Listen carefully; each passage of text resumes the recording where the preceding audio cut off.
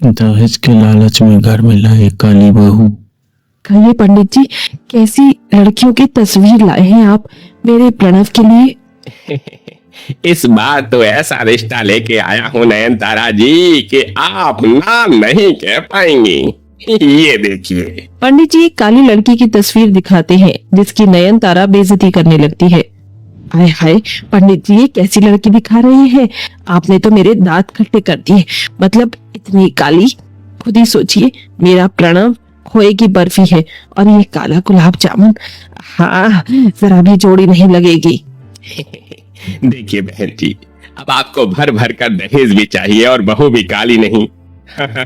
तो दोनों बातें थोड़े ना होंगी। बाकी देख लीजिए, लड़की माँ बाप की इकलौती है। बिन मांगे इतना दहेज देंगे कि आप शायद रख नहीं पाएंगी। ये रंग के चलते ये मालदार पार्टी छोड़िए मत। नयनतारा दहेज के लालच में हाँ बोल देती है। वो लालची किस्म की थी जो अपने बेटे के लिए पैसे वाला घर देख रही थी। अगले दिन लड़की देखने जाने के लिए तीनों तैयार हो गए।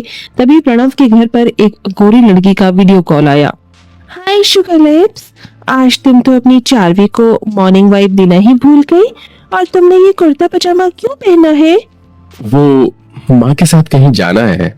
कहीं तुम्हारी माता श्री ने शादी वादी तो फिक्स नहीं कर दी? इतने में नयनतारा अंदर कमरे से आ जाती है जिसे प्रणव कॉल काट देता है। चार्वी, माँ आ रही है, मैं करता हूँ बाद में। काट दिया मेरा कॉल। काट दिया तो काट दिया, हो केयर्स। मर जावा गुड़ खा के। कितना स्मार्ट और भेरी भरी ब्यूटीफुल लग रहा है मेरा प्रणव। माँ स्मार्ट नहीं, स्मार्ट होता है। हाँ, मैं भी तो वही बोल रही थी। अरे अब जल्दी से चलो भाग्यवान। हाँ, चलिए बाजार से छोटी मोटी फल की टोकरी, आधे किलो के मिठाई का डिब्बा और 200 के सूट थमा देंगे। ये कंजूस औरत कभी नहीं बदलेगी। सब लड़की के घर आते हैं जहाँ पार्लर वाली मुंह टेढ़ा बनाकर मेकअप कर रही थी। उफ, मैंने आज तक इतना काला और डल फेस नहीं देखा। इन पर तो मेकअप भी नहीं टिक रहा। ऐसा करो, भर भर कर पाउडर लगा दो, पर अच्छा मेकअप करना ताकि लड़के वाले को पसंद आ जाए। भगवान जब एक लड़की को काला बना देता है तो उसे बहुत ही कठिनाइयों से गुजरना पड़ता है। इस दुनिया जमाने में भी कड़वे ताने सुनने पड़ते हैं। बहन जी, भाई साहब, ये मेरी किरण है, मेरे दिल का टुकड़ा, मेरा सब कुछ इसी का है। ये सुनकर किरण की होने वाली सास की आंखें लालची लोमड़ी जैसी चमक जाती हैं। घर तो अच्छा खासा बना रखा है, ऊपर से ये काला खट्टा। इकलौती बेटी है, मुंह खोलकर दहेज के मांगना, इज्जतदार लोग लगते हैं खुद ही देंगे। बहन जी, क्या विचार किया आपने? हमारी बिटिया आपको पसंद तो है? बहन जी, हमें लड़की पसंद है, बस शादी की तैयारी कीजिए। दोनों परिवार में शादी की साज सजावट और रस्में शुरू हो जाती हैं। किरण दिल में हजारों सपने लेके विदा होकर ससुराल आती है, जहां आरती की थाली लिए नयनतारा खुद में खुशी मनाते हुए मुस्कुरा रही थी। अपनी काली बहू के दहेज लेकर आने के कितने सपने देखे थे मैंने, आज सब पूरे होंगे। एसी, कूलर, फ्रिज, ट्रक भर के सामान आएगा मेरे घर में। फिर इस पुराने सी डिब्बे फ्रिज को मैं फेंक दूंगी, चलता भी नहीं, और मस्त एसी लगाकर अपने कमरे में मजे से सोऊंगी। मेरे मन में तो लड्डू फूट रहे हैं। इतने में दूल्हा दुल्हन की गाड़ी आ जाती है और नयनतारा आरती उतारती है। आजा आजा मेरी सांवली सलोनी बहू, अंदर आ। वैसे बहू, तेरे दहेज के सामान का ट्रक भी साथ आया होगा ना? दिख नहीं रहा। माँ, इसके कंगले बाप ने कोई दहेज नहीं दिया। लेकिन आप लोगों ने तो दहेज नहीं मांगा था। क्योंकि मुझे लगा था कि बिन मांगे ही बहुत कुछ मिल जाएगा।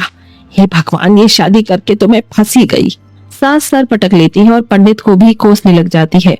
अरे बेड़ा गर्क हो तेरा पंडित, उस दिन तो बड़ी लंबी लंबी फेंक रहा था कि इतना दहेज देंगे। ये 4 स्टील के बर्तन और एक पेटी कपड़े के साथ हमारे गले डाल दिया इस काली कलूटन को। ससुराल की दहलीज पर से ही काली बहू को सास और पति का तिरस्कार मिलता है। काली बहू की आंख से बहते आंसुओं को देखकर ससुर सुरेंद्र उसे समझाते हैं। बहू दुल्हन तो तू इस घर की बन गई, लेकिन अपने सास और पति के दिल में एक जगह तुझे खुद बनानी होगी, और ये बड़ा कठिन है। दे पाएगी ये अग्नि परीक्षा? हाँ बाबूजी, वो इसी किरण पति के कमरे में आती है। जी, मैं अपना सामान कहाँ रखूं?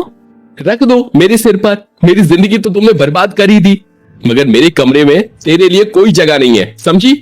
अजी मैं आपकी पत्नी हूँ, अग्नि के 7 फेरे लेकर आपने मुझे ये दर्जा दिया है, मेरा तो अपमान कर ही रहे हैं, कम से कम इस रिश्ते का तो मान रख लीजिए।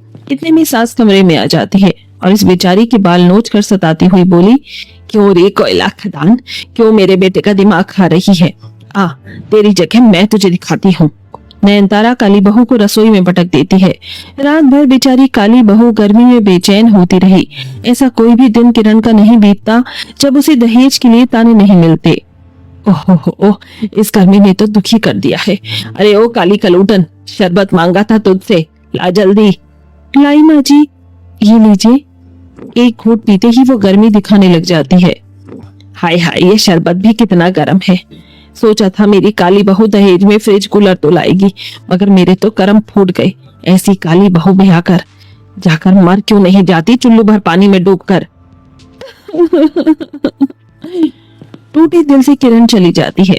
इधर प्रणव रात दिन चारवीक से हंस हंस कर चैटिंग करता रहता, जिससे नयनतारा दूसरी शादी की बात करती है। देख प्रणव, मैं तेरी खुशी चाहती हूँ बेटा, ये लड़की कितनी दूध जैसी गोरी है, तो इससे दूसरी शादी कर ले। लेकिन माँ, मैंने इसे मेरी पहली शादी के बारे में नहीं बताया। अरे कौन कह रहा है बताने को, इसके लिए तो तू गवारा है। इस काली बहू से तेरा तलाक करवा के मैं इसकी सौतन ले आऊंगी, और गर्मी का मौसम है तो मैं भी तो दहेज में कूलर फ्रिज मांगूंगी और मोटे मोटे गहने भी। दरवाजे से लगकर किरण सब सुन लेती है और सिसक सिसक कर रोने लगती है। तो क्या दहेज की कूलर फ्रिज और चंद गहनों के लिए माँ जी मेरी सौतन लाएंगी? क्या दहेज के आगे दिल के रिश्ते का कोई मोल नहीं? अगले दिन चोरी चोरी दोनों चारवी के घर आते हैं, जहाँ नयनतारा उसके घर को घूर घूर के देखकर बोलती है, कितनी ठंडक है यहाँ, काफी इम्पोर्टेड एसी लगती है, तभी तो इतना चिल्ड कर रखा है घर। पैसे भी तो मोटे लगे हैं इसमें, और गर्मी में मेरा दम निकलता है, एसी के बिना आदत नहीं। देखो बहू, तुम मुझे पसंद हो, बस दहेज में मेरे घर कूलर और डबल डोर का फ्रिज ले आना, और मोटे मोटे जेवर भी मेरे लिए। श्योर श्योर मम्मी जी, आपको मुंह मांगा दहेज मिलेगा, और ये रहे जेवर, देख लीजिए। अरे वाह, ये तो एकदम खरे सोने के हैं। अब तो बस चट मंगनी पट ब्याह करके मेरी बहू बनकर आ जाओ। माँ जी, ये शादी नहीं हो सकती। किरण चारवी को सब कुछ बता देती है। इतने में पुलिस आकर दोनों को हथकड़ी डाल देती है। अरे इंस्पेक्टर, मुझे क्यों हथकड़ी डाल रहे हो? मैंने कौन सी चोरी डकैती थोड़ी ना की है। लेकिन दहेज प्रताड़ना तो किया है, उसके लिए आपको हम गिरफ्तार करते हैं। आप दोनों ने मुझे मजबूर कर दिया ऐसा करने पर। माँ जी, आप दोनों का दिल जीतने के लिए मैंने हर जतन किया, अपमान सहा, लेकिन आप दहेज के लिए मेरी सौतन लेने जा रही थी। हाँ? मेरी जगह आपकी बेटी के साथ अगर यही होता तो कैसा लगता? ये सुनकर नयनतारा के दिलो दिमाग पर से लालच का पर्दा हट जाता है। बहू, मुझे माफ कर दे, मैंने तेरा दर्द देखा नहीं, दहेज के चक्कर में मैं लालची हो गई थी। अरे, सबसे ज्यादा कसूरवार तो मैं हूँ, जिसने कभी तुम्हें इज्जत नहीं दी। माँ, आपको कूलर फ्रिज जो भी चाहिए मैं कमा कर ला दूंगा, लेकिन अब मुझे मेरी पत्नी चाहिए। चारवी, मुझे माफ कर देना, मैंने तुम्हें भी धोखे में रखा। इट्स ओके प्रणव, किरण तुम्हारे लिए बेस्ट लाइफ पार्टनर है, उसकी जैसी तो मैं भी नहीं हूँ, मैं तुम्हारी सौतन नहीं बनूंगी किरण। सबका पछतावा देखकर किरण का दिल पिघल जाता है। वो कंप्लेंट वापस ले लेती है, जिसके बाद सारा बैर मन से निकालकर प्रणव उसे अपना लेता है और नयनतारा भी दहेज की बुरी लालच छोड़ देती है।